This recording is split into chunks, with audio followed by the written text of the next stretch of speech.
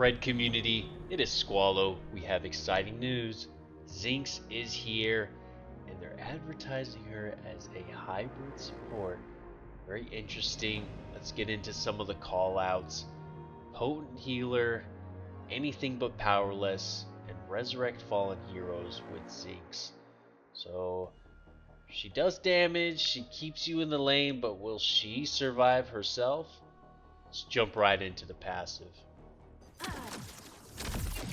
Triage Protocol is going to be triggered when you damage enemy heroes with either a basic attack or an ability. And this goes up to 5 stacks. And what you're going to get is movement speed that's decaying and also increased healing on the infuse ability. I think it's nice, good passive. And you can see it active on her legs right there. It makes sense. Cooldown is reduced per level, so I could mess with this passive. I like it.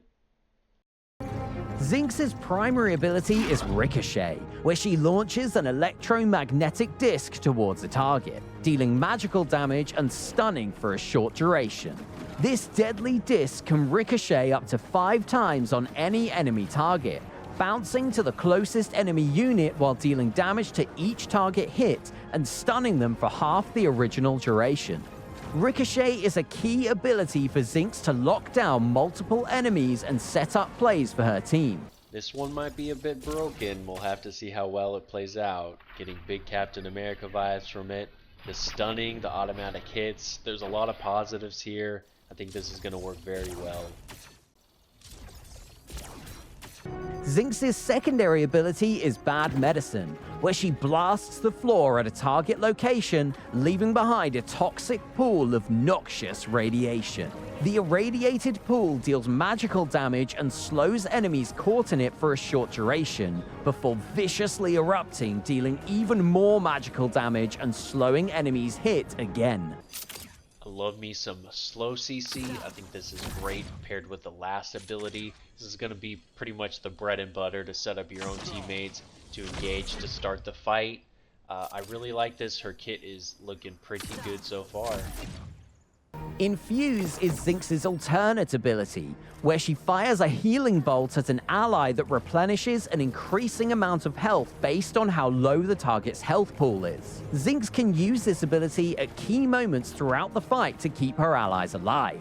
Don't forget, the heal is more powerful on allies with less health, so try to use Infuse with this in mind to keep your allies in the fight. While it's a little risky, waiting until the last second to use this ability is a great way to maximize your allies' health gains. Upon unlocking Infuse, it will enhance Zinx's basic attacks to passively apply a stacking damage over time effect, meaning she can opt to build into items that make her more of a damage threat. Infuse synergizes especially well with Zinx's passive ability, where her healing is increased significantly while the passive is activated. It looks like you won't have to aim it super well, so that's a plus, but I say this is an okay ability. We'll see how effective it is actually in-game. A lot of people are running anti-heal, so we'll see how much of an impact it has. Neural Regenesis is Zinx's ultimate ability, where she employs all of her medical expertise to apply complex cellular restructuring to herself or an ally. After applying Neural Regenesis, the ally target gains a boost of decaying movement speed for a short duration, and if killed within that time, they'll resurrect from the dead with a portion of health and mana to keep them in the fight for longer.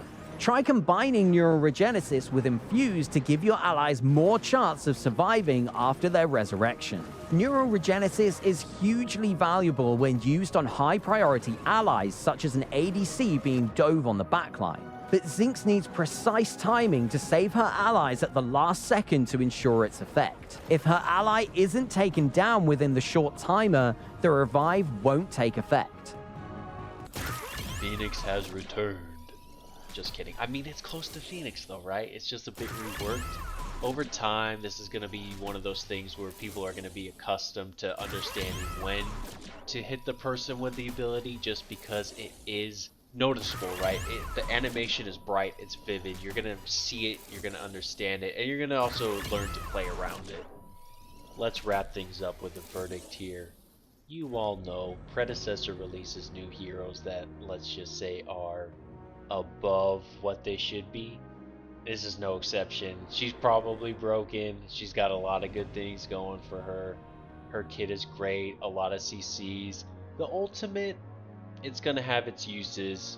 People are going to play around it eventually. The big question is going to be survivability. She does have a movement speed passive that will help get in and out of engagements, but overall I think she's going to be strong. I think she's going to be due for a nerf at the first patch, and we're going to see her in every role.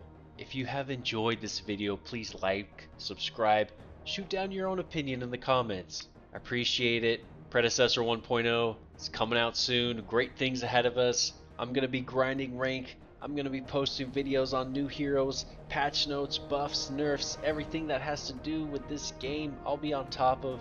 Please enjoy, please subscribe for the future.